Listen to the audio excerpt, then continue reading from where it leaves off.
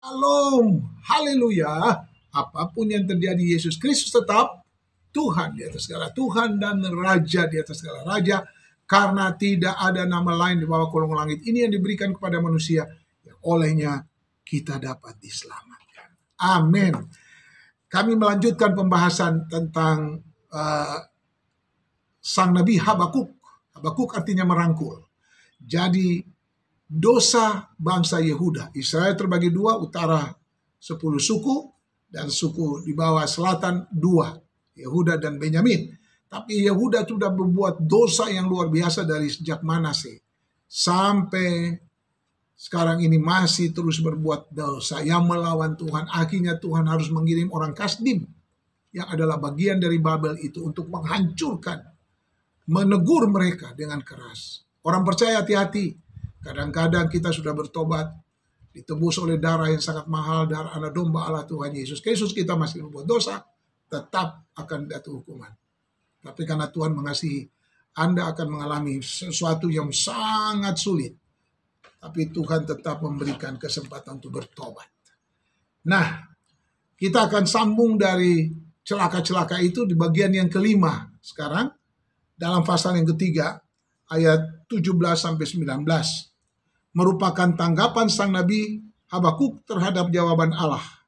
Bahwa di tengah-tengah dosa dunia dan hukuman Allah, Habakuk telah belajar untuk hidup dengan iman kepada Allah dan memastikan campur tangan Tuhan pada waktunya. Habakuk 3 ayat 16. Ke-6, tidak ada seorang nabi perjanjian lama pun yang lebih menguasai iman secara fasih seperti Habakuk.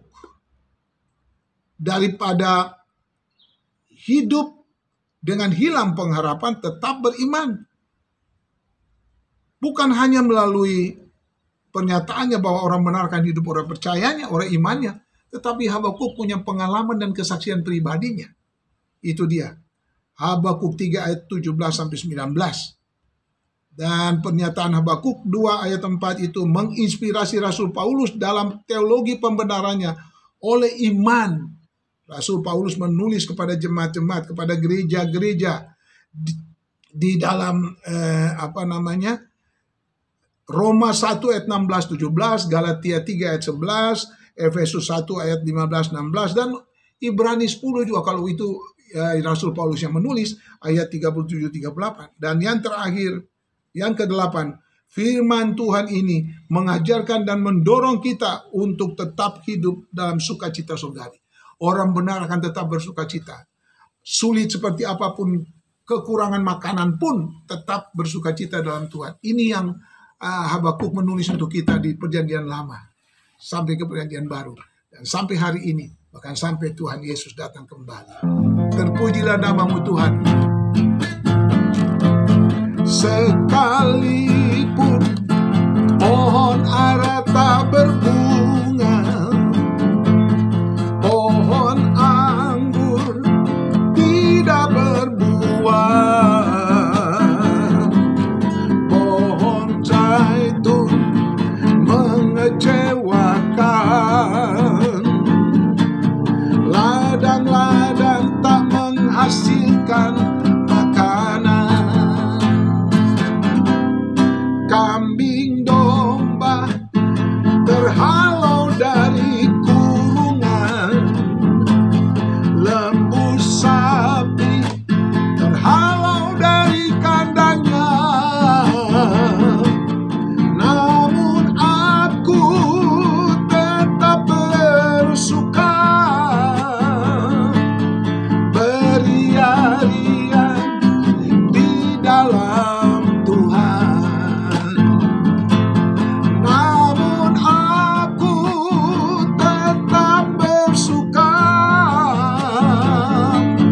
di dalam Allah yang menyelamatkanku.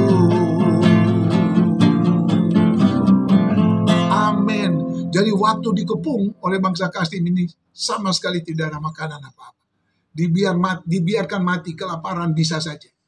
Kita akan mengalami kelaparan, krisis pangan yang luar biasa. Tetapi ingat, iman kita pada Tuhan Yesus Juru Selamat kita jangan kendor. Tetap kuat, tetap kokoh.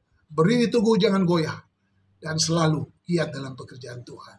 Jerih payahmu dalam Tuhan tidak pernah sia-sia. Amin.